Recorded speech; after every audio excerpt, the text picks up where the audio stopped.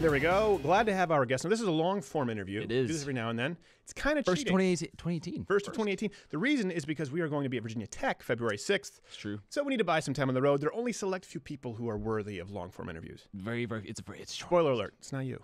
It's never me.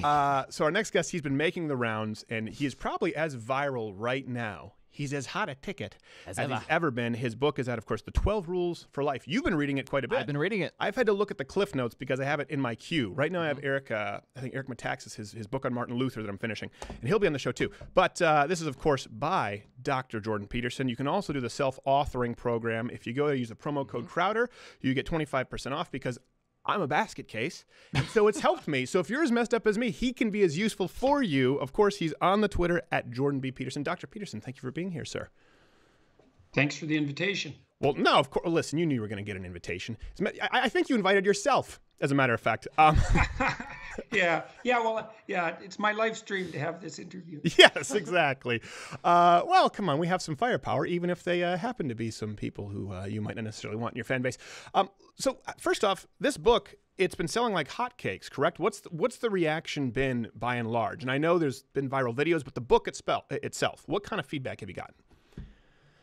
Well, it's hovering between #1 and #2 on Amazon in Canada, the US, the UK, and Australia. And it's the same on the bestseller lists, the big bestseller lists like the Wall Street Journal and the London Times and all that. It's crazy. It's selling like mad. So for those who haven't really read it, kind of give them obviously a bit of a summary. You know, what this stems from what kind of data is it by and large a big component of, or is, I should say, maybe the self-authoring program a big component of this book? Well, part of what the book does promote is the idea that you need a vision in life and a strategy. And so that's a good overlap with the self-authoring program. It doesn't make specific reference to the program, but it, I would say, provides the psychological and philosophical and ethical underpinnings for what we're doing with the self-authoring program. And so the idea basically is that there's no doubt that life is difficult and that people get betrayed and that hard things are coming down the pipeline for everyone all the time.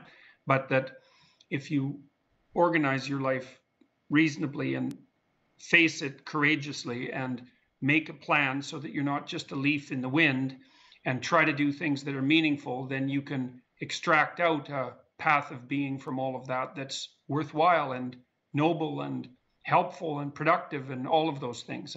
And so the book is a description of how you might do that, but more importantly, why. Right. Couple of things right there. This is one of those issues that I notice a lot with your interviews.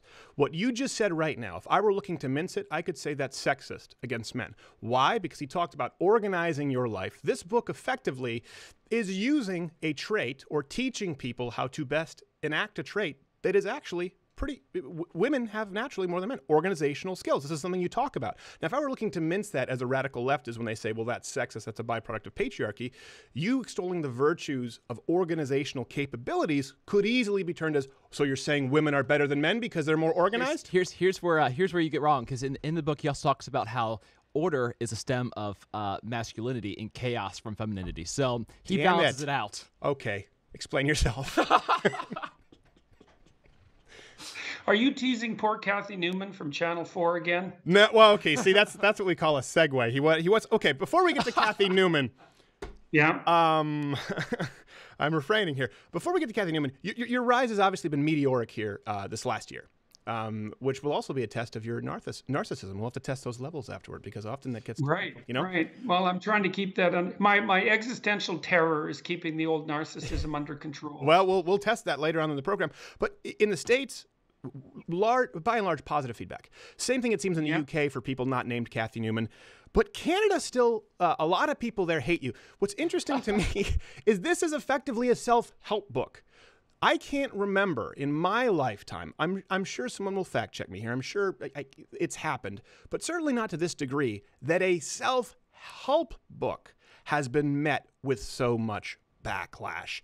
Why do you think that is? Because ultimately what you are doing as someone who's gone through the self-authoring program, you are looking to help people. That's your goal. Well, I took a stand against the radical leftists that started it's almost 18 months ago now.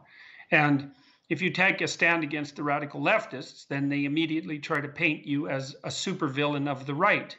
And so that's just continuing in Canada. Not with everyone. I mean, I have many journalists who are supporting what I'm doing in Canada, but Sure. it's definitely polarized. And like there was an article in Canada's so-called national newspaper, the Globe and Mail, this week, which, by the way, is failing dismally as it moves forward through time, that really was a hit piece. And it's an attempt by the people, I would say, on the radical left, or people who are just misinformed, to tar everyone who dares to stand up to their hypocritical and racist idiocy, by making the case that they're associated with like far right thinking, which is just preposterous. It's, first of all, you don't have to be far right to dislike the radical left. You just have to be sensible and reasonable and not full to the brim with resentment and false, what do you call that? False compassion.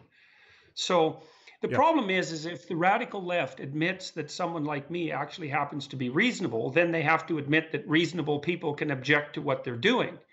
And then if reasonable people can object to it, then there's always the possibility that there's something wrong with it. Imagine that, something wrong with identity politics and identifying people by race and ethnicity and construing the world as victim and victimizer. I would reduce that and just say, imagine something being wrong. Period. Right and wrong. That's just amazing to me. And you see that in some interviews with you. Let me say one thing.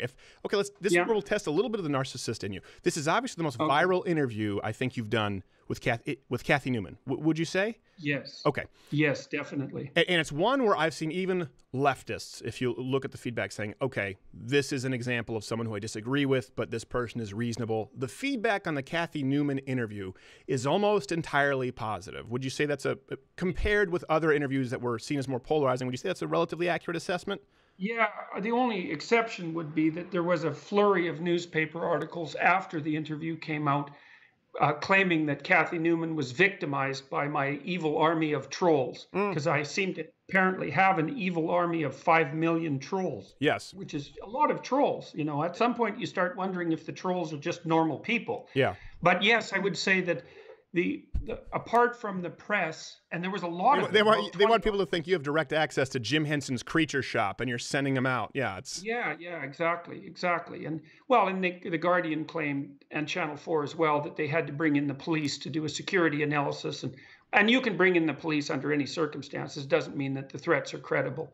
And I don't think they produced any evidence whatsoever that the threats so-called were credible. But yes, I would say overwhelmingly the consensus is that Cathy Newman conducted that interview in a highly biased, ideologically rigid, confrontational, and inappropriate manner. Okay, good. So I just want to make sure that we recap this. So your most viral interview, and certainly the feedback amongst viewers and listeners, as positive as we've seen this year. Let's kind of separate the media from it a little bit, because Cathy Newman is one of their own. So okay. So I think a big question here is, why is that? Why were you so successful with this? And obviously you're wildly successful. So by the way, take this or leave it. And I am not at all assuming that, for people, hold your comments, that I know anything more than Jordan Peterson on any given topic. He's a doctor. I'm not. Got it. What I will say is this: as an intellectual, as kind of an existentialist, and you've talked about this, sometimes you can be almost too smart for your own good. What I think you did with this interview so well, certainly I would say more perfectly than I've seen in any other interview, is this form of, I've talked about it, pattern disruption. And sometimes you'll wax on sometimes, which is in a way that's very intelligent, but the viewer may not necessarily directly correlate it to a point. I think what you did with Cathy Newman that was so effective is you asked a follow-up question, you made her clarify her questions, which showcased them as absurd, and you lasered in on an answer better than I think I've ever seen you do. Not that you haven't done it well, but you did it with every question here. It was almost like a boxer just coming back, making her overreach, and straight down the pipe. That's what I saw. Would you say maybe that's why? Did I lose? Oh, there he is. I think I was fortunate that interview properly. I was fortunate to have handled that interview properly. I think what clued me in, very rapidly, was when I first sat down with her, in front of the cameras before they were running, she was very friendly and engaging and chirpy. And, you know, I thought that we were actually going to have a conversation because that's what we were having before the cameras rolled. But as soon as the cameras went on, it was like she was a completely different person. Mm-hmm. And what happened in some sense was that the clinical psychologist in me turned on, because that was such a dramatic shift in character. I thought, oh, there's something strange going on here. And so I got really detached from the interview. Not completely detached, because it was still a high pressure situation, I would say. But I started just to watch what she was doing instead of taking it personally. Mm. And what I realized almost immediately was that the person she was talking to bore virtually no resemblance to me. And so it was hard to take it personally. You know, like if people come after you with attacks, let's say, or insults, or they're after your character, and they cut close to the bone, well, that's one thing. But if they come at you with all sorts of accusations that really bear no relationship whatsoever to either what you think or what you said, then it's easier to be detached. And I've also been trying hard to maintain a sense of humor through everything that's happened over the last 18 months. And that's been difficult, partly because I've had very serious health problems. And of course, that makes having a sense of humor difficult, but also because in many situations, I had a lot on the line and wasn't sure how it was going to go. But my sense of humor has returned. And although I don't know if you can tell that in this interview yet, but it has. See, there's a smile. Well, it's ironic because usually in this is one of the few places where people going, oh, Jordan Peterson laughing. But I'm just fascinated. I wanted to get to this. That's right. You seem more relaxed. With you. Yeah, there's something wrong. Yeah. You seem more relaxed in the interview. More. I hate to use the word, but we use this a lot in combat sports. More fluid. You know, you were able to take what she gave you and every time return it back tenfold.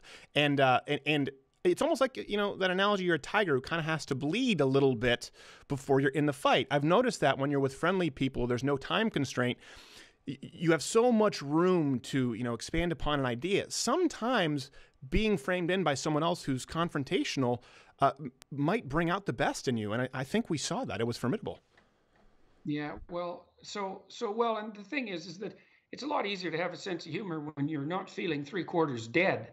Right. Yeah. And so, you know, my health is back. I'm in pretty good shape again. And so it's a lot easier to be sharp as well and to pay attention to what's going on, but also to have a bit of a lighter touch. And I've always struggled with that with the material I deal with because it's so serious. You know, I mean, totalitarianism and atrocity is what I've been studying for 30 years, and it doesn't really get any darker than that. But I do know that even despite the fact that what I study is very dark, and I suppose some of the things I talk about is very dark too, that the humor is just unbelievably necessary. And I think I was able to keep a lighter touch in that interview and to laugh a little bit, especially at the absurdity of it, because it just became, well, I think the reason that it went viral is because the interview became its own parody. Yeah. You know, like she could have, what should have happened likely was that she should have gone after me like, I thought afterwards, that was like being mauled by 20 miniature pit bulls. And yeah. I was sure that Channel 4 was going to edit that and cut it up so that I would look like an absolute monster. And I guess they did that to some degree with regards to what they broadcast and also what they put on their Facebook page.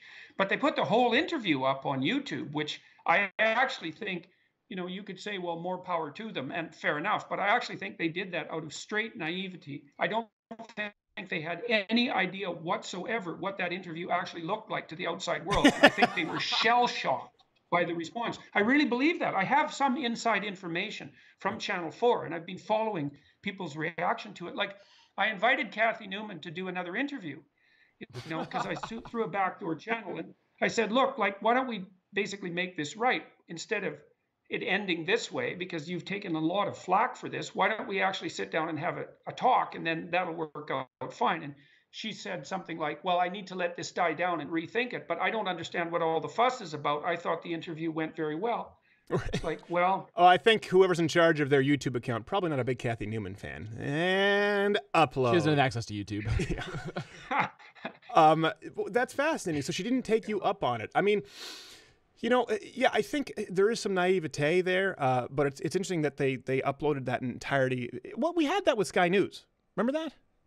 You were there one time, and there were some producers there who didn't like one of their hosts, but they brought me on, And you could tell that's how I got my gig at Fox News, and that's how I got my spots at CNN. You know, as a young kid, was just a comedian. I didn't even have the show back then. It was just kind of a lamb for the slaughter, and I did all right. You know, it's like they sit me in front of Alan Combs, and I did okay, and then they kept bringing me back. I don't think they always necessarily expect it. And like you said, they're out of touch. She may have thought that she did really well in that interview. One thing that I often do, and I think we've talked about this, to prepare for debates, to prepare for conversations, or even just to see kind of where I stack up against great thinkers, and you would be certainly today's sort of great thinker, Mount Rushmore, I would say, is the first time I watch an interview, I'll watch the Cathy Newman portion and pause it before I hear your response, and I respond as though it's in real time. I'll do this with Bill Maher, I'll do it with, Don Lemon, I'll do it with Cathy Newman, just to see how I would respond, so it's as close to a live simulation as possible. One thing that you handled superbly and was very different, I noticed from where I took this, when she said, well, hold on a second, and talking about the transgender law in Canada, she said, why does your freedom of speech trump their right to not be offended? And I just paused it, and my answer was, there is no right to not be offended. But then I hit play, and yours was actually, I thought, ooh, this might play against him. I thought it was a little too intellectual, but it actually drew her into a firefight to where you ultimately said, gotcha. You said, well, think about it. You need to have the right to be offensive because you need to have the right to dig and to offend me. And that's absolutely something you should be doing. And you turned it in a personal analogy and telling her, giving her more free reign. And I think she was caught off guard by that. That was handled really well.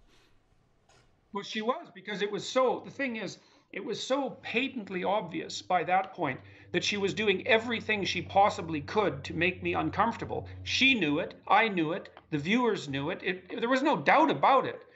And it was easy just to point to that and then to say, well, perhaps that's what you should be doing. At least you certainly have the right to do that. Right. But that offense argument, we could break that down a little bit because that's worthwhile. It's like, okay, you don't have the right to say anything that offends someone else. It hurts their feelings. Okay. What if you're talking to 1,000 people? You don't have the right to say anything that's going to offend any one of those 1,000 people, which basically means you do not have the right to say anything at all. Because in a group of 1,000 people, virtually anything you say will be regarded as offensive by at least one person, even if it's merely a consequence of the fact that they're misinterpreting you. And so really, the absence of the right to offend is absence of the right to speak at all. Right. And that just seems so self-evident. All you have to do is think about it. And if it's not 1,000 people, what if you're Cathy Newman and you're talking to 1 million people? Like, she's offending people nonstop, and she has to if she's going to be. Well, no, seriously. No, I know, and she doesn't understand it though. She thinks, because I think this is important, she sees intent as the ultimate kind of value there. What trumps the action is the intent. Her intent isn't to offend. And she ascribes intent to you. Your intention was to offend. She even went as far as saying that, to harm transgender people. I think in her eyes, it's okay for her to speak as long as she's not intending to hurt anyone's feelings. And people like, your feelings don't matter so much to her. Well, and she's also, there's also a misinterpretation of my stance, because my stance had very little initially to do with transgender people. The whole issue of transgender phobia, let's say, is the backlash from the radical leftists. What I said was that I would not use words that the government was compelling me to say. The fact that they happened hypothetically to be about transgender people was just a sideshow in some sense. Yeah. Not that their concerns are irrelevant, but that wasn't the point. If all this was about transgender pronouns, it would have disappeared, a year ago. It would have disappeared immediately. That's not the issue at all, and everyone knows it. Right. The issue really is that there's a culture war going on, and the radical leftists are trying to push an agenda on everyone, and they're doing it quite effectively. And I said that I wasn't going to play. I said specifically that I would not allow the radical leftists to define the linguistic territory. Right. And that was correct. And it's the right thing to do, because if the radical leftists define the linguistic territory, and the game we start playing is identity politics, right? So it's every group against every other group in a war against all, and that there's no real communication between the groups possible, and it's victim and victimizer narrative, and that's the way of the world. Then one of the things that does instantly is open the door to the identitarian right, who will say, okay, no problem, you can define the game, it's identity politics, I'm white, I'm white and male, let's say, and I'm not going to play to lose. I'm going to bloody well play to win, because that's what the right-wing identitarians will do. Right. And that's, well, both of the whole, for me, the response to that is, let's just not play that game. Right. You know, in the Globe and Mail wrote an article, I think I mentioned this, where the headline was something about me being an angry white male. And I thought, I don't really care what you guys say about me. Like, it bothers me or it doesn't bother me, or bring it on, or the what would you say, the controversy is useful, or like, there's lots of ways of interpreting it. I'd rather people didn't attack me for things that were untrue, although it's actually kind of a relief. It's better than to be attacked for things that are true, you know, in some sense. But I couldn't believe that our national newspaper was so god dumb that they would title a article with a racial epithet. You know, it's like angry white man. I see. So this is what we're going to do in Canada, is it? We're going to start having this discussion and these discussions, and we're going to label them with race. And that's how we're going to make Canada, which is already a very peaceful country, much more peaceful. That's your solution, you morons. Well, you know, it's funny because that's what she accuses you of doing. She goes, you know, you're trying to stir it up a bit. You're trying to get divide people, men and women and trans. That's what she said about you. And then they go along with headlines like angry white male. Again, it's about intent. They go angry white male or patriarchal male. Well, it doesn't matter if this offends anybody because I didn't intend to, so it's okay. Publish, print. They don't see that. They see you as trying to divide and conquer through truth. And that's what's most concerning to me. Well, yeah, the thing is that I'm not playing identity politics games. Like, I'm not going to view the world through the lens of your group identity. Right. And that means just stepping outside of that game completely. And that is what I did with 12 Rules for Life. Like, there's a little bit of political content in it in chapter 11, rule 11, which is don't bother children when they're skateboarding. And it's a somewhat of a diatribe against the idea that boys should be socialized like girls, which I think is an absolutely appalling idea. And I also think it's an idea for which there is absolutely no justification in the psychological literature. So I kind of touch on politics there, but more because politics has invaded a sphere it should stay the hell out of. Right. But the rest of the book is a book about individual responsibility as an antidote, in some sense, to the tragedy and malevolence of life. Hold on a second. I'm going to interrupt there really quickly. Do you see why what you just said? Your book is in and of itself seen as political, based on what you just said. You must see this. It's about the power of the individual, which is, of course, you're placing the power of the individual, the influence of the, I guess, sort of the power of the individual over their own destiny, over the importance of the collective. And that is why leftists will always see it as political. There's no way out of it. You just have to embrace it because it's about the collective. Well, I guess the reason that I think it is political, but it's more than political, and that's the case that I make in the book. It's that the idea that the individual should be sovereign is not a political idea. Right. It's a philosophical idea. It's actually a theological idea. It's actually the fundamental theological idea. And that's actually the level at which this battle has to be fought, because it is in some sense a battle between the idea that the collective is sovereign versus the idea that the individual is sovereign. And the great idea of the West, more than any other cultural group, I would say, especially the articulated idea, is that even for the sake of the group, the individual has to be sovereign, because the individual is the force that revitalizes the group when it becomes hidebound and static. Mm-hmm. And I think the evidence for that is overwhelming. I think the West got that right. Like, we got some things right. The sovereignty of the individual is the most important one. The absolute necessity for freedom of expression, that's another thing we got right. We got the idea of private property right, conjoined with the notion that you also have responsibility to your property so that you shepherd it and use it properly. These are not political ideas.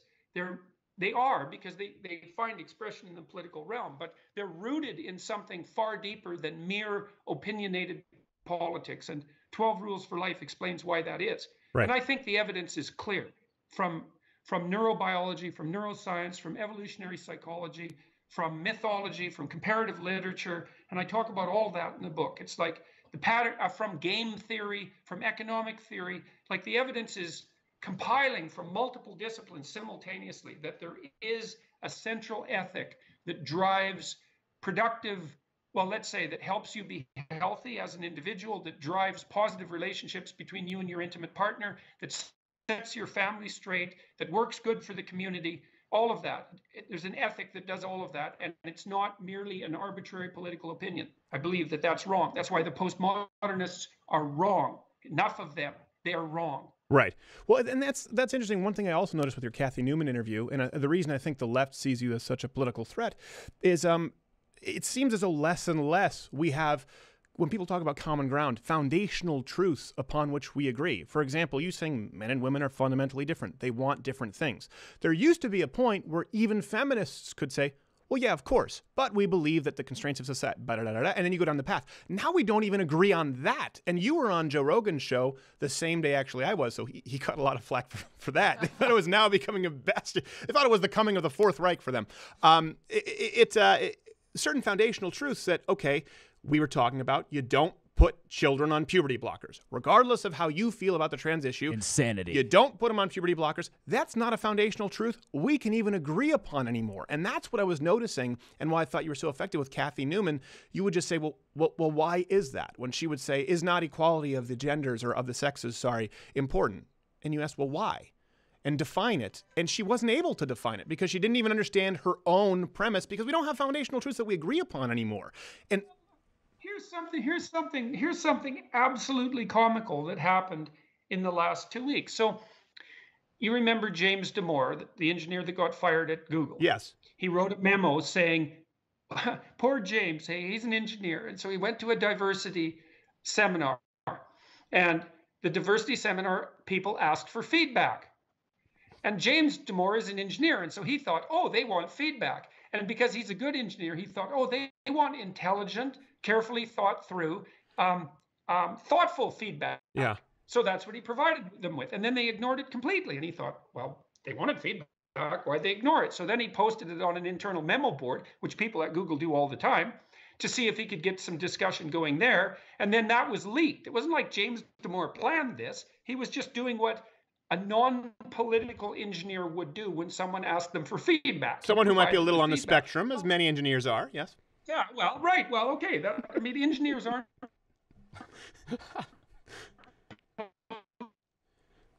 Oh, I think we lost. Overlords are here. Political oh, there. People, Are we there? Yes, we're there. Sorry, go ahead. We just we left with engineers on the spectrum, and I think you had something funny. I apologize. Okay, well, so the CEO of Google came out and said he wasn't sorry that he fired James Damore. And then he had a little discussion with the CEO of YouTube. And she ended up saying that, well, women don't really like the geeky sort of jobs that characterize Silicon Valley. And I thought, God, how can you do that? That's exactly it's exactly what Damore was talking about. Damore said in his mind exactly that, and it is the case that the biggest psychometric difference between men and women is actually in what they're interested in. And so women tilt towards interest in people, and men tilt towards interest in things. And that's most pronounced in the Scandinavian countries, where most has been done to level the gender playing field. And the people I talked to about this, I talked to a New York Magazine reporter, and he said, well, isn't that pseudoscience? And I thought, no, it's not only is it not pseudoscience, well, is that among serious scientists, especially the ones that are biologically oriented, this isn't even debatable. We settled this back in like 1982.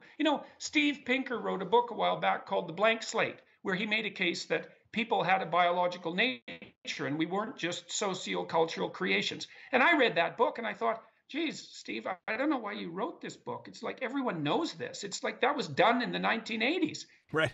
But I didn't understand at that point that there was this tremendous radical leftist backlash against the idea that human beings have a biological nature. Well, So, there's you know, backlash one against of the biology, period. The most sexist people alive would have to be biologists. I mean, you know, a good definitely. and it doesn't work in the medical field, ironically dominated by women. But for example, you know, when you're talking about the gold standard for trials, when you're talking about double-blind, placebo-controlled clinical trials, right? The placebo means, okay, we have a controlled group. And often, if you're trying to study a new substance, right, if you're trying to clear medicine with the FDA, you have to compare it to a substance that has predictable biological results, meaning, okay, we're going to use a substance where we know exactly how this affects, let's say, the liver or the kidneys or what the half-life is, and we're going to compare this new substance and its biological reactivity within the body. So in other words, at some point, you have to determine truthfully what an establishing substance does to the body to know how to use it as a comparison. We're now saying, well, hold on a second, maybe I don't think that acetaminophen does that in the body.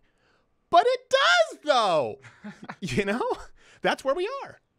Yeah, well, it's certainly possible, and the postmodernists are doing this, to take science apart right to the core and to think about it just as another ideology. Right. And the problem with that is that the postmodernists don't act that way because they use their cell phones and their their desktop supercomputers, which rely on the objective reality of quantum mechanics, and they swallow that without a second thought. So they act out their belief that science is something that transcends mere ideology, but they won't allow that entry into their ideological claims. One of the things I do in 12 Rules for Life, and Newman went after me a little bit about this because she thought she might have some fun with my writing about lobsters, you know, about how absurd it was comparing human beings to lobsters. Right. It's actually not that absurd in many ways, which I make that case in the first chapter. But by the way, anyone who knows anything about psychiatry knows the lobsters thing. I heard about that years ago, and I remember saying, "What the hell does a lobster on an antidepressant look like?" Because it's hilarious the first time you hear about it, but it's well known in the psychiatric community. So right. Kathy Newman's just an idiot. Continue. Yeah. Well, so you know, there's this idea that the radical leftists put forth. There's a couple of ideas they put forth, apart from the fact that group identity should be the paramount virtue, that are also just wrong. So here's one. Inequality is caused by capitalism. That's wrong. Mm-hmm. So here's some evidence. The same law, the same formulas that govern the distribution of wealth in a society govern the mass of stars, the size of cities, and the heights of trees in jungles. Now, you can't blame the latter three on capitalism. Right. So there's something deeper at work. This proclivity towards unequal distribution of resources is something like a powerful natural law. And it does threaten the integrity of societies, and we don't know what to do about it, but it isn't the fault of capitalism. No. Okay, next issue, the patriarchy, the hierarchy. So the patriarchal hierarchy is a consequence of Eurocentric, phallogocentric, capitalist domination. And that's not the real, say, state of nature. Okay, that's wrong. There's been hierarchies for 350 million years. That's why I use the lobsters as an example, is that, and the mechanisms that we use neurobiologically to govern our emotions and govern our posture and determine our self-esteem and all of that are akin to the mechanisms that lobsters use. And lobsters have been around since before there were trees. And so the hierarchy is older than trees. Right. It's not a sociocultural construct. It's wrong. Right. To say that. It's wrong to describe inequality as a consequence of capitalism. It's wrong to assume that people's group identities should be superordinate to their individual identities. It's wrong that there's an infinite number of valid interpretations of the world. Those are all postmodern claims. Right. They're all wrong. Right. It's done. We're done with One thing, by the way, I should have prefaced this. You talk about that sort of posture and self-esteem. The neurochemistry of lobsters is so similar to humans that they've actually administered antidepressants, psychiatric medication to lobsters with very similar effects. It is hysterical the first time you hear about it. Two things here. I'd like to kind of, before we get to the lobster thing, because that's going to be the majority of this interview. I'm not going to lie about it. I just find it hysterical. But you just mentioned, okay, that we cannot blame inequality on capitalism. So I think a big part of, if you look at whether it's socialism, whether it's communism, whether it's free enterprise capitalism, right? These at a point where mechanisms designed to help us cope with or help us to best frame in sort of the essence of a human being, right? We see it as, for example, if you see socialism, the reason socialism exists is because people inherently recognize that inequality exists, not as the byproduct of socialism, but socialism is a designed solution for that. So I would follow that up with, I hate to be political with it, but this is entirely accurate. Okay, we know that regardless of the society, anywhere throughout history, there's been inequality. Has there been a single system in the history of man that has pulled more people out of poverty than modern, westernized free enterprise? The answer is no. The answer to that is clearly, well, it's not only no, it's so clearly no that it's almost miraculous. Like, there have been more people lifted out of poverty in the last 15 years than were lifted out of poverty in the entire history of mankind before that. Right. Like, not only are people being lifted out of poverty, they're being lifted out at a rate that is actually inconceivable. We could actually be done with extreme poverty, except for that's caused by cataclysmic events. We could be done with that in 10 years. And that is just an. Well, that's why they've shifted to inequality, right? Because, well, here's a standard poverty, but hold on, there's a bigger gap. Yeah, but let's say the pie was $1 million and you had 50% of it, but now the pie is $5 billion and you have 20% of it. You're still better off, and that's why they shift the goalposts. Well, so we could make this argument technical in some sense. Okay. We could say, look, you need a certain number of units of inequality to produce a certain number of units of wealth. Mm-hmm. Okay, so no inequality, no wealth. Bad idea. Everyone starves. But then there's a limit on the other side, which is if the inequality gets too extreme, even if no one's starving, the society is going to destabilize. Sure. And I think the evidence for that is clear. So then we have a problem, which is, okay, inequality tends to emerge of its own accord in all sorts of different domains. So it emerges among sports, among athletes, right? Because if you look at the distribution of athletic prowess, it follows the same Pareto distribution that wealth distribution does. It happens for recording artists. It happens for artists. It happens for authors. It just happens everywhere. Okay, right. So we might say, well, we don't want to let the inequality get so extreme that society starts to destabilize. So we have to figure out how to mitigate the gap. But then we could have an intelligent conversation about how to develop multiple strategies to mitigate that gap and see which ones work. And mere shoveling money to the bottom end of the distribution, like shoveling money to the what do you call that? It's the lower class, but it's the lower class people that Theodore Dalrymple write about, the people that are outside the system completely. Mm-hmm. If you give a cocaine addict money, if you give an alcohol addicted cocaine addict money, he'll just die. It's a really bad solution, right? Because he'll just go out on a binge and he'll spend all his money and he'll die. And there's lots of people at the bottom of the heap whose lives are so absolutely dysregulated that merely providing them with money will not help them. So it's not the right solution. Now, and we do have serious problems here too, because we're also setting up a situation where most of the people who are on the low end of the inequality distribution also have low cognitive function. And that's going to be a worse and worse problem as the machines take over our jobs. They're going to start taking over the jobs for people who have lower IQs first. Well, obviously, how could it be any other way? But that's actually a really big problem, and we don't know how to deal with it. Mm-hmm. But we could have an intelligent discussion about that without getting all identity politics about it, you know? Right. And if the left clued in, which I hope they do, then they'd stop playing identity politics and start standing up for the dispossessed again. Right. Which is what they should be doing. Not to mention the moral reprehensibility of simply stealing from someone to give it to someone else. It's just wrong. At a certain point, you have to say, this is theft. That's not only a financial issue, that's a moral issue. But it's interesting, like you talked about, we have no problem with it in sports, which, by the way, is also the byproduct of free enterprise. If you look at professional sports leagues, I guess we need to redistribute the Jamaicans' fast-twitch muscle fibers in the 100-meter dash. Just let's fine-tune our grafting techniques. Here's one thing. Do you still, as a psychologist, do you still practice? Like, do you still see basket cases, or you don't not have time for that? on this program. This program, not only on this program. Yeah, right. All right. I don't. I stopped my clinical practice last February because I got swamped. Sure. And one of the things that you can't do as a clinical psychologist is be distracted. So when I do an hour of therapy with someone, I like to give them 100% of my attention, because we're talking about very crucial things, past, present, and future. And unless I'm concentrating 100% and also have enough additional mental capacity during the week to be thinking about my clients and what they're going through and to be available, Right. then I risk making a mistake.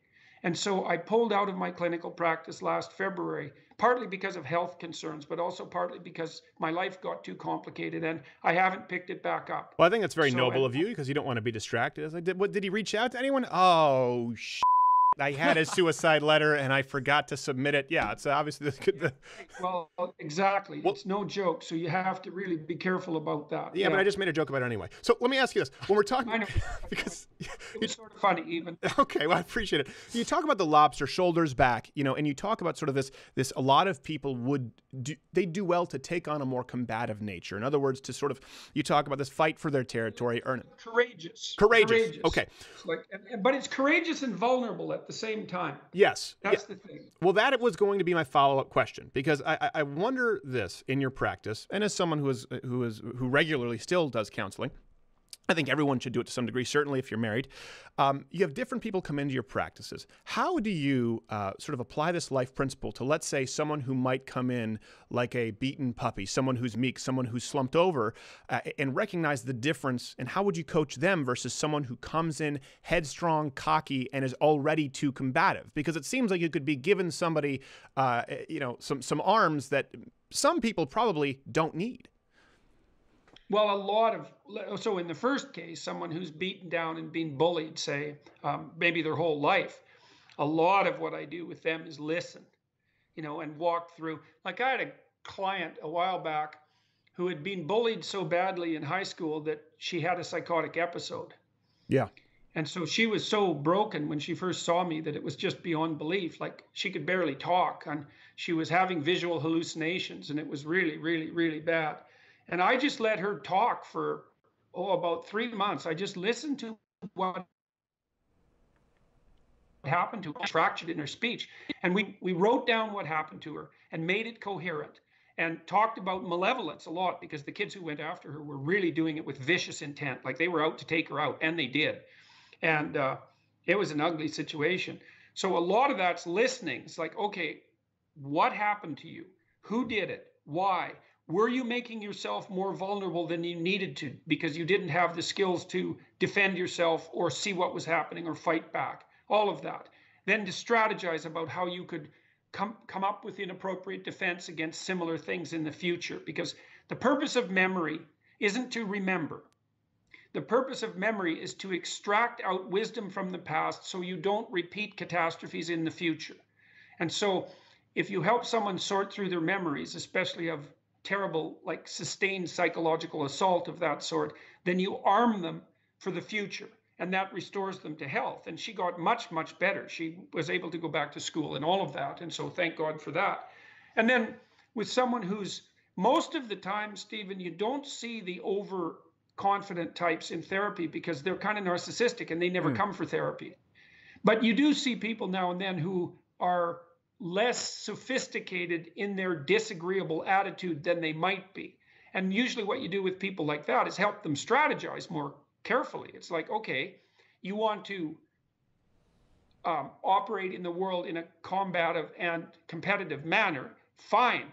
Let's see if we can turn that into a sophisticated dance instead of a random flailing of fists. Sure. And so it isn't a matter of inhibiting their aggression. It's a matter of helping them develop much more sophisticated strategies for. So maybe someone is fairly combative and explosive, and they're mad at their boss and because things aren't going the way they should at work, and now and then they have a fit, or they're resentful and bitter. Both of those are very bad strategies. It's like, okay, what are you upset about?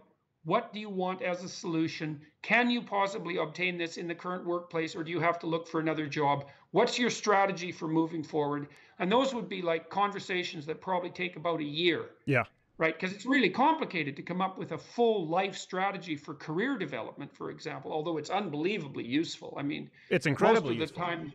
Most of the time in my consulting practice, because my practice spanned the gamut from people who were extraordinarily impaired in almost every way to people who were hyper competent. And some of the people who came in for consulting, and so that would be career development and life development planning, we'd triple their income in 3 years by strategic. But it was a sequence of battles put inside a large-scale strategy. And now there's going to be an army of people saying, open up your private practice. I want to triple my income. Dr. Peterson, you promised you'd make me more money. Well, it's interesting, though. Do you start off, because the premise sort of in your book, you start off with the idea of, listen, more people would benefit from being able to sort of stand in the pocket, being able to be courageous. So obviously, like we said, there are two different kinds of people. The second kind of person probably wouldn't seek counseling anyway, probably wouldn't be reading this book. But do you write that? This is chapter 1. Do you write it from that point of view because you see that as a more plaguing problem in today's society? Timidity, lack of confidence, lack of self-esteem? I don't know if it's worse. No, I don't necessarily think it's worse than it has been, although the stats for depression and anxiety among young people are pretty troublesome. Do you think it would be more prevalent than like the cocky, overconfident type of? Oh, yeah. Yes, it's definitely more prevalent than that. Oh, for sure. Like 10 to 1, I would say. Yeah. And, the 12 rules for life is a call not so much to be not anxious, but to not let anxiety stop you. Right. That's the thing. And there's an explanation of why it might stop you and an explanation of why people become embittered and unhappy and deceitful and resentful and all of that as well. So, but yeah, it's very practical. Well, you were saying maybe people would beat down the doors of my consulting practice to figure out how to triple their income. And I would say, well, the first thing you want to do is, if that's your goal, first of all, you want to decide if that's actually your goal. Right. Because if you're going to do that, there's a bunch of other things you can't do. Right. Because you just can't do everything. But let's say you want to triple your income. Okay, well, pick a time frame. Maybe it's 3 to 5 years. And then figure out what the hell's wrong with you that's stopping you from looking at other opportunities. Well, you have to get your resume together, and it can't have holes in it. And you have to have some education. You have to be able to produce something that's of value to other people. You have to stop being resentful about competing in the workplace. You have to be willing to undergo endless interviews. You have to send out 50 resumes a week for 2 years and assume that 99% of them will fail. You have to assume that you'll go to multiple interviews and most of the time you won't get the job. Like, it's a grueling battle. Or you have to do a podcast on local radio for years without being paid a dime under this false presumption that someday it might actually have a significant enough viewership and listenership that you could actually make a living to employ 15 people. Yeah. It might be a pride-swallowing siege, which I will never fully tell you about for several years. And it's true. Yeah. And you know what? I will tell you this. I'm going through that right now with trying to improve my relationships and my marriage before we have children. And we could have children. We'd probably be better than most parents. But I don't want to be that dad who works 16 hours a day and isn't there for my kids. And because I'm tired, I get frustrated. And something that was really telling to me, and this barely is why time to tuck me into bed. Well, yes, barely. But I do. I find the time. I make the time. Priorities. That's also in his book. Dr. Jordan Peterson's book is about making a plan. I make a plan, and I have back passages to not get Jared's house. To tuck him in. So one thing, like with my marriage, is, like you said, setting a plan, okay, assessing yourself. And something that was very telling to me, and a lot of people see it as weakness, marriage counseling. I highly recommend it because almost every stereotype about men and women, you realize is true when you're in a marriage. The miscommunications that occur, the way you both read situations. And our counselor said, listen, anger from a man, from a husband to a wife, is almost never productive in a marriage. He said, and usually anger is disguising some other emotion. It's usually either disguising hurt or fear. He said, and with your wife, it will be more productive to be vulnerable and remove the cloak of anger with her. You don't have to do it with everyone, but in the privacy of your marriage, your wife will respond better to vulnerability. So examine why you're angry. Usually it's hurt or fear, and express that to your wife. And that was a breakthrough. And I don't know if that's the kind of thing that you have to be honest with yourself before you can come to a solution. Truth is at the center of it. Oh, I think. Well, I talk a fair bit about that in 12 Rules for Life, about resentment. Yes. You have to consult your resentment, and you find you're resentful about something. Okay, why? Well, there's only 2 reasons.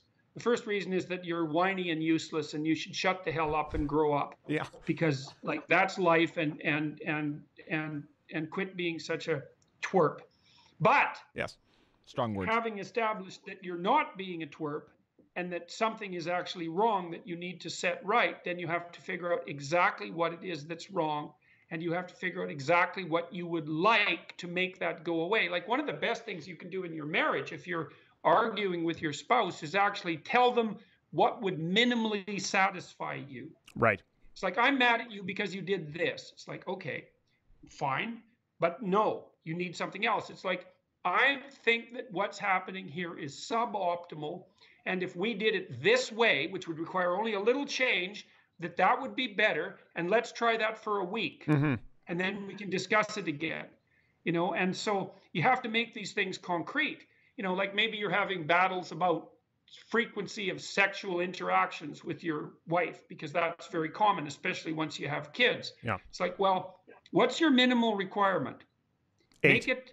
Make it so it's like, I want you to be around when I need you. It's like, oh yeah, Jesus, go away. Yeah, you have a boner 24/7. That's not going to happen. Yeah, same conversations Knock Jared has with his hand. The stranger. So you sit on it for 2 minutes, it goes numb. It makes you feel loved. Everyone needs affection. No, you're. I just don't want to know these things. I just don't want to know these things. Well, one thing I will say though, and often within a marriage, and that's why I think marriage counseling is so important, because now you've added 2 people. First off, don't date someone who hasn't sorted themselves out. Don't marry someone who is in a constant state of crisis, and they could use this book. Fix yourself first. But then you realize, like we're talking about with anger in a marriage, it's usually not actually stemming from your spouse. Because you married them, generally speaking, because you love them. Often frustration is coming from these outside circumstances, which you tend to channel in to the person you spend the most amount of time with. For example... Well, you often don't know, eh? Right. Because you go to work and you get upset, and then you're all irritable, and you don't really even know why, because right. maybe 10 stupid things happened that day that you haven't fully thought through. And then you come home and your wife says something that rubs you the wrong way, and bang, you're irritable as hell. And then you have a little discussion. You think, well, I think I'm mad at you for saying this thing. And then you think it through, and you think, oh, well, wait a minute. These 10 things happened at work. Oh, yeah, that's a reflection of a deeper problem at work that I don't even really want to think about. And a lot of discussions between husbands and wives are... Oh, hold on a second. Damn this Canadian internet. I think he's still there. Dr. Peterson. Husbands and wives. We're left off on husbands. We were leaving on husbands and wives. I think he's there. I can see his good-looking mug, but I can't. Now we're speeding through the whole conversation. Now we're speeding Still through. there? Now we're still here. Husbands and wives. Husbands and wives. Apologies. It's your damn Canadian. They've come for you and your internet. Yeah. Well, a lot of discussions between husbands and wives that are combative are actually discussions about what the problem is rather than what the solution is. Mm-hmm. This is something that husbands really don't understand well about listening to their wives. Is the husbands want to cut right to the chase and solve the problem, but the wives are trying to figure out, well, wait a minute, what's the problem? Maybe it's this, maybe it's that. There has to be a fair bit of wandering in the conversation to even specify what the problem is, because it's that once you know what the problem is, it's actually not that hard to solve it usually, but it's definitely hard to identify the problem. Yeah, and as you talked about with some of your female patients before, often with wives, simply listening and not providing a solution is the solution, is validation to emotions, which isn't something that computes with a lot of men. Usually you're saying this, and this, and you want to hear, well, maybe this is how, that's the ticket, and you go off and you carry a solution. But often women are saying something because they want you to listen. They go, oh, that's good. I feel better now. These are things that you can only know if you examine yourself. And look, so one of the things that happens if you listen to someone who has problems, this is what they do, is they think, okay, I'm upset, and here's 20 things that might be a problem. And then if you listen to them go through it, it's kind of painful, especially if you live with them, because you think you might be part of that. You might be at the core of all 20 of those problems, Yes. And maybe you are. But if you can be patient and let the person lay out all 20 problems, then the next thing they'll do is they'll think, oh, wait a minute, 18 of those aren't relevant. Here's the one that's important, but they can't get to the important one before wandering through all the potential ones. And so sitting back and waiting It's like you gotta let the person lay all their cards on the table before they can pick up the one that's relevant. Right. And that takes patience. And it's really important. Yeah, and if you want to piss off your wife in a hurry, have her list 20 problems bothering her and say 18 of those aren't relevant, and watch her. That'd be like James Damore. Well, you wanted me to give you feedback. She's supposed to be the one that decides that 18 of them aren't relevant. Yes, exactly. Wise words. The book is 12 Rules for Life. It's selling like hotcakes on Amazon. I know we almost just scratched the surface of Chapter 1, Chapter 2. We'll have to have you back soon. And, of course, the self-authoring program, the promo code is Crowder. Where's the website for the self-authoring program, Dr. Peterson? It's selfauthoring.com. Yeah, and there's also the Understand Myself program, understandmyself.com, that takes about 15 minutes to fill out. It'll give you a very detailed description of your personality. You probably won't like it. That's many people. Yeah, listen, but the good thing is if you are actually examining yourself, and this is why I think you're seen as this crazy right-winger, this is a self-help book, and so is a self-authoring based on truth. That's why we did the personality test here on air. People can go through the archives and see us do that on air. It's not The Secret. That would be sort of the antithesis to this. The Secret was based just on reality, what you want, and it'll come to you. This is based on honest assessment reality of yourself. As it is, not as you wish it to be. Reality as it is. Your shortcomings, your attributes, and how to correct yourself. I think everyone would do well to read it. Dr. Peterson, thank you so much, sir, and I hope that this meteoric rise continues. Just don't become a narcissistic prick. I'll do my best, man. I've got people keeping my feet on the ground. All right. It's certainly not Canada, though. Just don't let the United States get to your head. We will be back. We'll be at Virginia Tech tomorrow, and Dr. Peterson back soon. Thank you so much, sir. We must go.